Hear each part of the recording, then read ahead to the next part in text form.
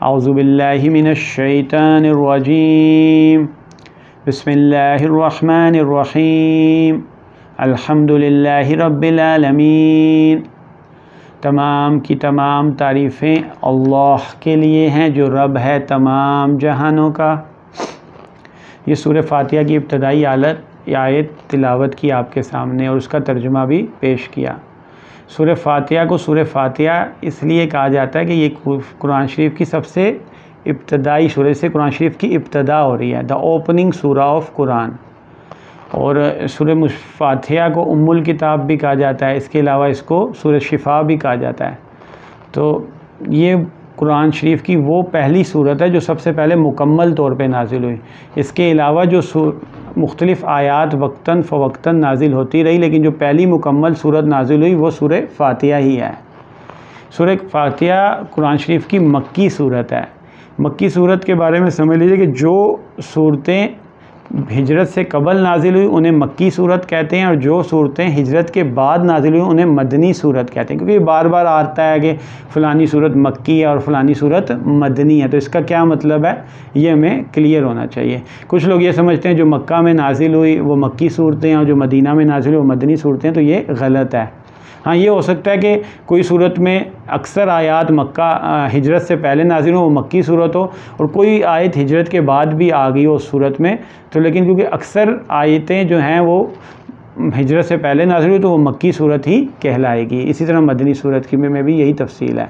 تو اس کی ابتدا کرتے ہیں، اللہ پاک فرماتے ہیں الحمدللہ کہ تمام کی تمام تعریفیں اللہ کے لیے ہیں۔ یہ حمد کا لفظ جو ہے نا اردو میں بھی ہم لوگ استعمال کرتے ہیں، حمد تعریف کرنا، اللہ کی حمد ہم اکثر لوگ جس میں اللہ کی تعریف کی جاتی ہے تو بیان کرتے ہیں۔ الحمد جب کہتے ہیں تو پھر اس کا مطلب الحمدللہ کہتے ہیں تو اس کا مطلب ہو جاتا ہے کہ تمام کی تمام تعریفیں اللہ پاک کے لیے ہیں، اللہ کریم کے لیے ہیں۔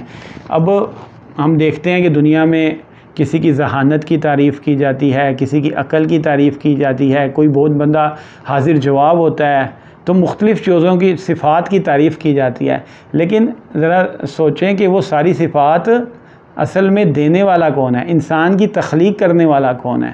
تو جو بھی جہاں بھی جس کی بھی تعریف ہوگی کائنات میں اصل میں وہ اللہ کی تعریف ہوگی، کیونکہ ہر چیز کا بنانے والا اور خالق اور مالک اللہ رب العزت ہی ہے۔ تو جہاں بھی جس کی بھی تعریف ہوگی صرف اللہ ہی کی طرف ہوگی۔ جیسے اگر ہم کسی چیز کی ہم شمالی علاقہ جات میں نکل جائیں، بہت زبردست قسم کی سینریز ہیں، پہاڑ ہیں، چشمے ہیں، بادل اتنے قریب آئے ہوتے ہیں، تو بندہ بڑا متاثر ہوتا ہے اور کہتا ہے کہ کیا خوبصورت منظر ہے۔ لیکن وہاں بھی جو تعریف کی جاتی ہے وہ اس تعریف اس بنانے والے کی ہوگی، کیونکہ وہ منظر کریٹ کرنے والی کون سی ذات ہے؟ اللہ رب العزت کی ذات ہے۔ تو جہاں بھی جو بھی تعریف ہوگی وہ اللہ ہی کے لیے ہوگی۔ دوسری بات رب العالمین، اب جو الحمدللہ تمام تعریفیں رب العالمین اس اللہ کے لیے ہیں جو رب ہے تمام جہانوں کا۔ رب اس ذات کو کہتے ہیں کہ جو کسی چیز کو ابتدا سے انتہا تک پہنچا دے۔ اب ذرا تصور کریں کہ ایک بچہ جب پیدا ہوتا ہے یا ماں کے پیٹ کے اندر ہوتا ہے تو کس شکل میں؟ نطفے کی شکل میں ہوتا ہے، پھر لوتھڑے کی شکل میں ہوتا ہے، پھر گوشت، پھر ہڈیاں، ایک اللہ پاک نے ایک تدریجاً اس کی تخلیق کی ہے۔ تو اس ماں کے پیٹ کے اندر اس بچے کے لیے اس کی ہر ضرورت، اس کی جو نیڈ تھی اللہ نے ماں کے پیٹ کے اندر پوری کر دی، اس کے رزق کا انتظام کر دیا۔ پھر ماں کے پیٹ کے اندھیروں کے اندر اللہ پاک بچے کی نقش و نگار بناتا ہے، بہترین تصویر بناتا ہے، اسی لیے اللہ کو المصور کہتے ہیں۔ تو وہ اللہ ایسی ذات ہے کہ ہر چیز کے اوپر قادر ہے۔ تو ابتدا سے انسان کی کہاں سے لے کے وہ انتہا تک، انسان جوان ہوتا ہے، باہر آتا ہے دنیا کے پیٹ پہ، اس کے بعد پھر وہ جوان ہوتا ہے، طاقتور ہو جاتا ہے، قوت والا ہو جاتا ہے، اور انتہا تک جب تک بوڑھا ہو جاتا ہے پھر کچھ لوگوں کو اللہ پاس اپنے پاس بلا لیتے ہیں ایک مقررہ وقت کے حساب سے۔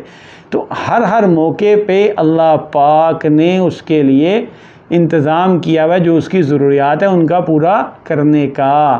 تو وہ ذات جو ابتدا سے انسان کی پرورش کرتی ہے اور اس کو انتہا تک لے کے جاتی ہے، یہ خالی انسان کے ساتھ خاص نہیں ہے بلکہ ہر چیز کے ساتھ خاص ہے۔ اسی لیے کہا جاتا ہے رب العالمین، کہ تمام جہانوں کا رب ہے۔